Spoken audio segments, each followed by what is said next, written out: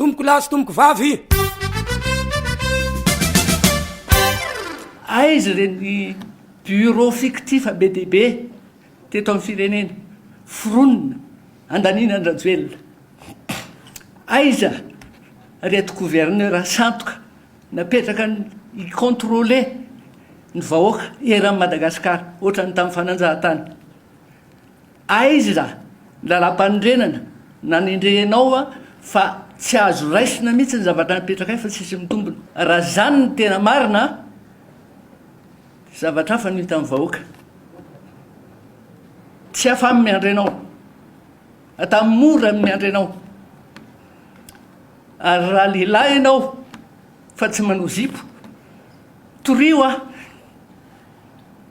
ataovy hoe diffamation dia any amin'ny tribunal tsy afaka hita.